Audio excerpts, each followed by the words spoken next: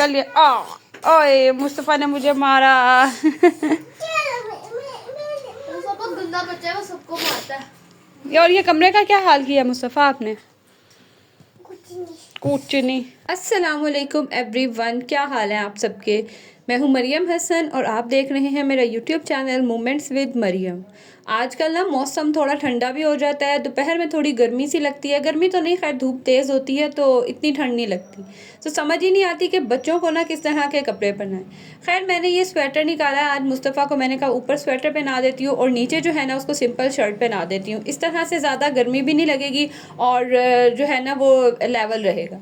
अच्छा, इसका मैंने ये स्वेटर निकाला ना तो इसके ऊपर ना ये बुर सी आई हुई थी। अब इसको और पता नहीं क्या कहते हैं, हम तो बुरी कहते होते हैं, जो अक्सर ये स्वेटर्स वगैरह के ऊपर आ जाती है। चाहे जितना मर्जी अच्छा हो, कोई पता नहीं होता, कोई गारंटी नहीं होती है, किसी भी स्वेटर के ऊपर आ जाती है।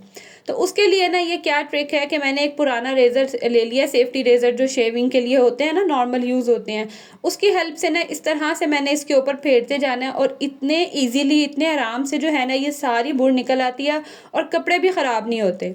मतलब मेरे मामा बाबा भी पहले यही टोटका इस्तेमाल करते थे, मैं भी अक्सर ऐसे ही करती हूँ क्योंकि अक्सर लेडी स्वेटर्स पे भी, जेंट्स स्वेटर्स पे भी ना इस तरह से आ ही जाती है। ये देखें, ये पहले इस तरह से था कुछ और आगे ही थी, फ्रंट पे बैक पे नहीं थी। और ये देखें कितना एकदम से ऐसे साफ नीट हो जाता है और कपड़ा भी बिल्कुल ख़राब नहीं होता, बड़े ईजीली जो है ना ये सारी रिमूव हो जाती है। तो मुस्तफ़ा को बस अब नहलाऊंगी और ये वाले जो कपड़े हैं ना, मैंने कहा था आज यही पहनाऊंगी मैं इसको। साफ नहीं है, मैं इसको दीदी नहीं दूंगा। आ जाओ।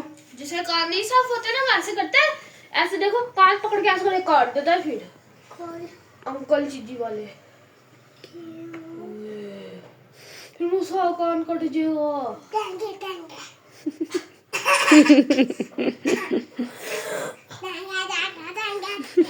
अच्छा, मुस्तफ़ा को कपड़े पहनाना अब इतना मुश्किल काम है ना, यकीन करें। एक तो टिक के बैठता नहीं है, शर्ट पहनाओगे तो भाग जाएगा, मतलब आराम से तो बैठता ही नहीं है। तो यहाँ पे ना सारे दोनों उसके भाई मिले हुए थे और किसी तरह उसको बस कर रहे थे कि बहल जाए और कपड़े इजीली पहन ले। खैर बच्चे नहा धो के जो है फिर मामा की तरफ चले गए थे और मैंने भी रूम वगैरह क्लीन किया। मेरी कोशिश थी कि मेड के आने से पहले पहले जो है ना वो घर मैं साफ़ कर लूँ ताकि फिर वो इजीली आराम से जो है ना वो सफाई कर ले। फिर ये टेंशन नहीं होती कि नीचे से चीज़ें उठाओ या इधर से चीज़ें उठाओ, तो क्योंकि उन्होंने तो फटाफट काम करके चले जाना होता है। आज ना मुझे कुछ समझ ही नहीं आ रही थी कि खाने में क्या बनाया जाए। सर्दियों में ज़्यादातर सब्जियां ही होती हैं जो आती हैं, जैसे गोभी, शलजम, इस तरह से काफ़ी सब्जियां होती हैं। लेकिन मसला ये है कि मेरे बच्चे ना सब्जियां इतनी शौक़ से खाते नहीं हैं। फिर बीच में चिकन वगैरह डालो या दूसरा गोश्त बीच में डालो तो फिर खाते हैं, और वो भी ये इनका इशू होता है कि जो गोश्त है ना वो अलग कर दो, मतलब सब्ज़ी ना आए। तो फिर मुझे कुछ समझ ही नहीं आ रही थी आज मैं क्या बनाऊँ। तो मैंने कहा चलें आज ना आलू वाले पराठे बना लेती हूँ। अच्छा, अब इसका ये इशू था कि आलू वाले पराठे मेरे हस्बैंड नहीं खाते हैं। मतलब वो दिन में खा लेंगे, दोपहर वगैरह में खा लेते हैं, लेकिन वो रात को नहीं खाते हैं। कहते हैं रात को नहीं मैंने पराठे इस तरह से खाने। तो बच्चों के लिए तो बस मैंने फिर ये आलू वाले पराठे बना लिए। और अब मसला था कि हस्बैंड के लिए क्या बनाना है, तो बस फिर मैंने थोड़ा सा ना उनके लिए आलू कीमा बना लिया। मैंने कहा चलें वो फिर आलू कीमा खा लेंगे। और इस तरह होता है ना कि नेक्स्ट डे उन्होंने ऑफिस भी लेके जाना होता है, तो मैंने कहा चलें उनके लिए जो ये चीज़ हो जाएगी। यहाँ पे ना मैं क्या करती हूँ कि आलूओं को ना इस तरह छील के तो फिर उनको कट करके ना और फिर बॉईल करती हूँ। इस तरह से ना बॉईल करने के बाद एक तो वो छिलके उतारने वाला झंझट भी नहीं रहता और बड़े इजीली और बड़े जल्दी जो है ना ये बॉईल भी हो जाते हैं।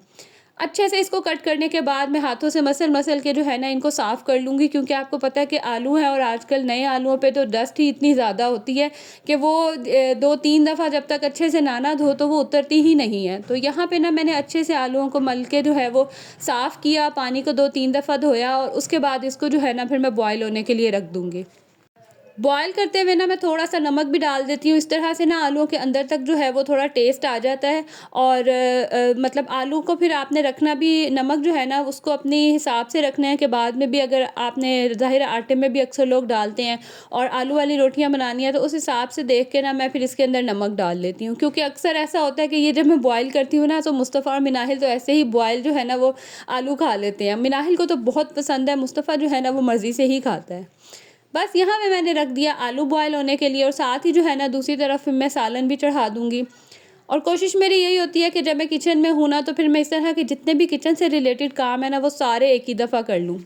हम मदर्स के, हम हाउसवाइफ्स की तो यकीन करें रिस्पॉन्सिबिलिटीज़ ही इतनी होती हैं कि जैसे ही सुबह हमारी आँख खुलती है, कोई ना कोई काम हमारे मतलब हमारे जो काम है ना वो पहले ही इंतज़ार में बैठे होते हैं। हमने किचन को भी देखना है, 3 टाइम का खाना अरेंज करना है, उसके अलावा घर में कोई बीमार है तो हम मदर्स और हाउसवाइफ ही होती हैं जो नर्सिस के तौर पे भी काम करती हैं, बेबी सिटिंग का भी काम करती हैं, टीचर का भी काम करती हैं, और हर तरह का जो काम है ना यकीन करें एक मदर और एक हाउसवाइफ करती होंगी अपने घरों में।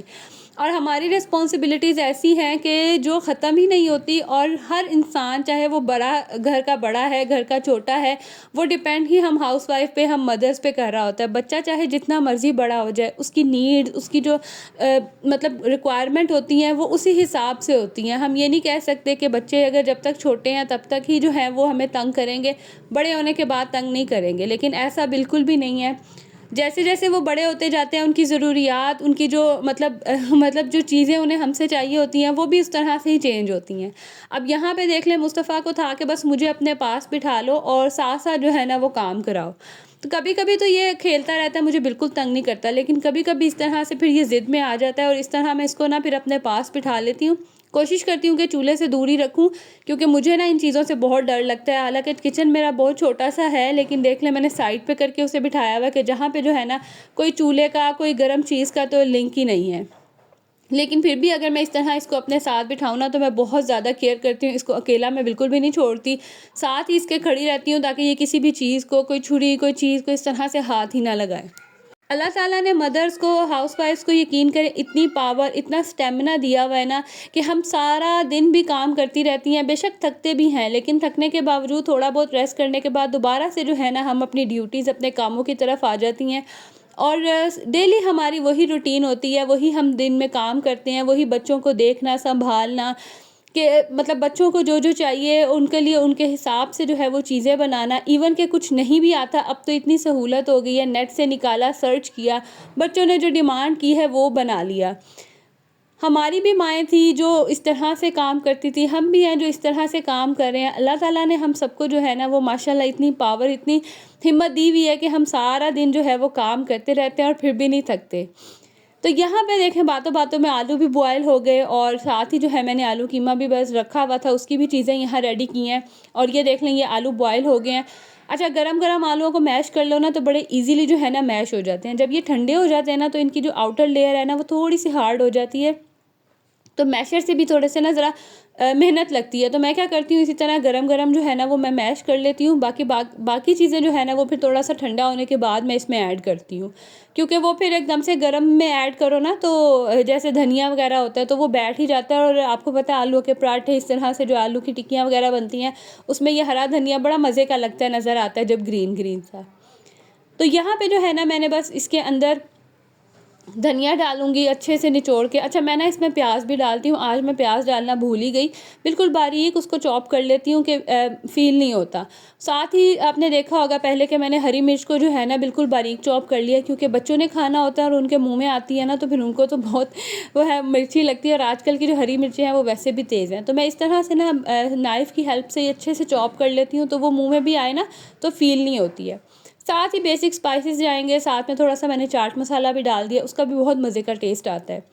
अच्छे से इसको मैं मिक्स करूँगी और थोड़ी देर के लिए ना मैं इसको फ्रिज में रख दूँगी, उस तरह से ये ज़रा सेट भी हो जाएगा और थोड़ा सा जो है ना वो हार्ड भी हो जाएगा, और ज़रा होल्ड करने में ना ईजी होगा। अभी आप देख सकते हैं कि गरम गरम आलू थे, मैंने बस सब कुछ शामिल किया, क्योंकि ना मुझे आज खाना वगैरह बनाते हुए थोड़ा लेट ही हो गया था, तो बच्चों को ना भूख लग रही थी, तो बस मैंने फिर इसको फटाफट से गरम ही सारी चीज़ें मैंने इसमें मिक्स की। और यहाँ पे मैंने थोड़ा सा नमक वगैरह टेस्ट कर लिया था कि किसी चीज़ की कमी तो नहीं है। इसको थोड़ी देर के लिए रखूँगी मैं फ्रिज में और उसके बाद बनाऊँगी। और यहाँ पे हमारे मज़ेदार से आलू वाले पराठे बन के रेडी हो गए थे। और बच्चे तो अक्सर कभी दो दो भी खा लेते हैं, जैसे उनका मूड हो। तो मैं जो है ना थोड़ा ज़्यादा ही बनाती हूँ कि नेक्स्ट डे भी अगर किसी को चाहिए हो तो वो खा लें। किचन रूटीन से हट के जो है उसके बाद आती है हमारी ऑर्गेनाइजेशन और अरेंजमेंट की बारी। अब उसमें क्या है कि किस तरह से जो है हम हाउसवाइफ्स अपने घर को अरेंज करती हैं, घर को मैनेज करती हैं। किसी को कह देना कि कोई चीज़ हमें उठा के दे दो, किचन से कोई चीज़ ला दो, तो बेशक सामने पड़ी हुई चीज़ हो ना तो मिलेगी ही नहीं कि कहाँ पड़ी है कहाँ पड़ी है, ख़ुद हमें जाके जो है वो ढूंढनी पड़ती है, चीज़ें उठानी पड़ती हैं, चाहे हर चीज़ जो है सामने पड़ी हो। तो ये जो अरेंजमेंट, ये जो ऑर्गेनाइजेशन है ना, इसका भी हुनर यकीन करें हम हाउसवाइफ को अल्लाह ताला ने इतना अच्छा दिया है कि अब आप अंदाज़ा कर लें कि ये छोटा सा किचन है मेरे पास, जितनी आपको शेल्फ़ नज़र आ रही है ना, बस यही शेल्फ़ है और यहीं पे मैं सारा काम करती हूँ। और मेरा किचन जो है ना वो बहुत कम होता है कि मैसी हो, गंदा हो रहा हो।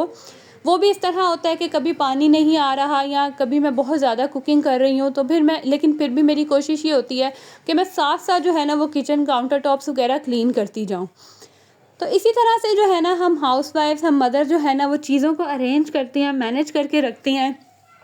और किसका दिल नहीं करता कि चाहे जगह छोटी हो बड़ी हो लेकिन साफ़ सुथरी हो। मेरी भी कोशिश यही होती है कि मेरा ये जो छोटा सा किचन है ना ये साफ़ हो, इसमें से कोई स्मेल ना आए, कोई पानी वगैरह ना गिरा हो, जगह गंदी ना हो, बर्तन गंदे ना पड़े हों।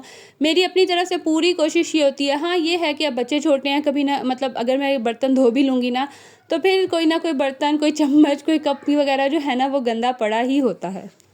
ख़ैर यहाँ पे जो है ना मैंने कुछ ग्रोसरीज़ मंगवाई थी, ख़त्म हो गई थी। तो अच्छा, हमारे ना घर के बाहर ही हर चीज़ मिल जाती है, तो मेरे घर में ये सिस्टम नहीं है कि मंथली ग्रोसरीज़ अच्छी भली आ जाएँ और उनको समेटूँ। मेरे घर में इस तरह है कि कभी वीकली चीज़ें आ जाती हैं, कभी डेली बेसिस पे आ जाती हैं। हाँ, ये घी, चीनी और पत्ती वगैरह इस तरह की चीज़ों का मैं थोड़ा स्टॉक ला के रख लेती हूँ। अदरवाइज़ जो है मतलब डेली बेसिस पे अगर कोई चीज़ ख़त्म हो रही है ना तो बाहर से मंगवा ली, क्योंकि बिल्कुल आप ऐसे घर के बाहर निकले ना तो हर चीज़ अवेलेबल है। तो मेरे घर में ये सिस्टम नहीं है कि मंथली सारी ग्रोसरीज़ मंगवाएँ। कभी-कभी बीच में आ जाती है, जैसे मैंने आपको बताया घी वगैरह, ये चीज़ें तो आपको पता है इकट्ठी ला के रखनी होती हैं।